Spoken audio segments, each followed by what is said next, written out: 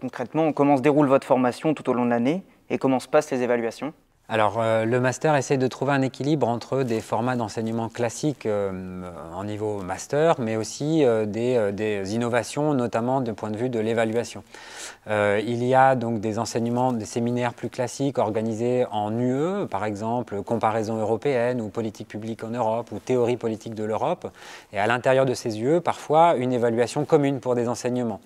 Je pense notamment à une des modalités qui est de demander aux étudiants de rédiger une note de recherche, c'est-à-dire un état de la littérature académique sur un des sujets ayant trait à un des enseignements.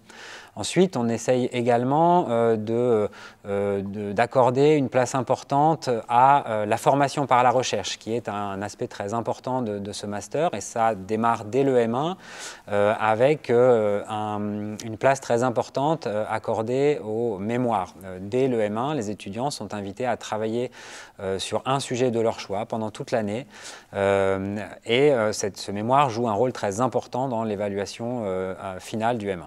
Quel type de candidature pourrait correspondre à votre formation? Avez-vous des attendus spécifiques? La sélection des étudiants qui entrent dans le M1 de sciences politiques est désormais réalisée collégialement par l'équipe pédagogique sur la base d'un certain nombre de critères. Bien sûr, nous sommes d'abord attentifs à recruter des étudiantes ou des étudiants qui ont déjà été initiés d'une certaine manière à la science politique. Ça peut prendre la forme d'un parcours dans une licence de sciences politiques qui n'existe pas à Nantes mais qui peut exister dans d'autres universités, mais ça peut être aussi tout simplement les initiations à la science politique que l'on peut trouver dans la plupart des facultés de droit et de sciences politiques, comme c'est le cas à Nantes. Et donc on regarde les résultats qui ont été obtenus dans les différents enseignements de sciences politiques depuis la L1. À Nantes, bien sûr, les étudiants qui ont suivi le parcours de sciences politiques en L3 ont un avantage dans la mesure où cette formation à la discipline a été un peu plus poussée. On est aussi attentif à des profils de candidature issus de disciplines voisines que sont l'histoire, la philosophie, la sociologie, voire même l'économie ou la géographie, par exemple. Voilà des étudiants qui régulièrement entrent dans le M1 de sciences politiques, qui ont un certain bagage dans une autre discipline et qui doivent simplement effectuer un petit rattrapage par rapport aux méthodologies de la discipline, mais ils peuvent tout à fait entrer dans le M1. Et pour toutes ces filières, que ce soit ceux qui ont suivi la science politique ou d'autres filières, on est bien sûr attentif, d'une part, aux résultats et à l'investissement de chacun de ces étudiants dans leur formation respective, mais aussi attentif à leur projet professionnel notamment. On essaye d'évaluer la pertinence de la candidature par rapport à ce projet, donc sur la base du CV qui nous est transmis ou des lettres de motivation. On s'assure que l'étudiant ne se trompe pas en candidatant à un master de sciences politiques. Quelles sont les possibilités de poursuite d'études de ce master et quels sont ses débouchés? Alors, d'une part, la professionnalisation après le M1 en sciences politiques est relativement peu probable dans la mesure où la plupart des métiers auxquels on prétend après une formation en sciences politiques recrutent plutôt à la sortie du M2.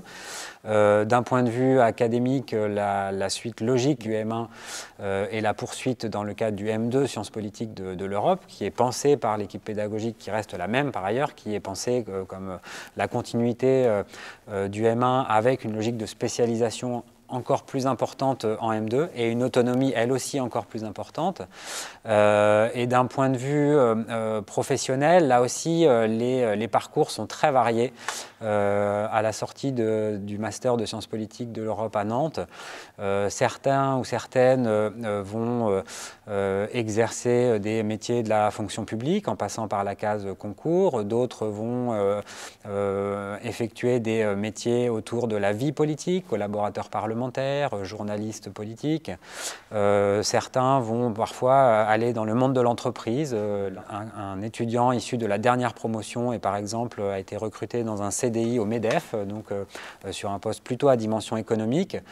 Mais globalement, les étudiants qui sont recrutés à la sortie du M2 nous font savoir que ce qui a joué dans la balance et ce qui a fait qu'ils ont intéressé leurs recruteurs, c'est justement cette capacité de travail en autonomie, cette souplesse intellectuelle et la capacité à réfléchir, à analyser par eux-mêmes sans avoir été forcément spécialisés dans le cadre de leur master. Et donc ça veut dire que que ce master ouvre des portes vers des parcours extrêmement variés dès lors que l'on est capable de valoriser toutes les compétences que l'on a acquises dans un master de sciences politiques. Quelles sont les opportunités de stage dans votre master ?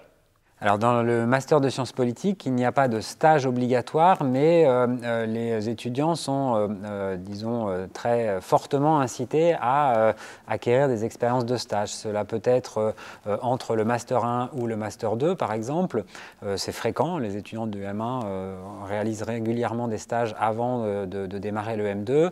Et puis le M2 est volontairement, le second semestre du M2 est volontairement raccourci pour permettre aux étudiants de réaliser un stage généralement à partir du mois de février jusqu'à la fin du semestre. Donc il n'est pas obligatoire, mais dans la pratique, la quasi-totalité des étudiants, avec le soutien de l'équipe pédagogique, réalisent des stages, là encore, dans des types de métiers qui seront ensuite ceux dont j'ai parlé dans le cadre de la professionnalisation.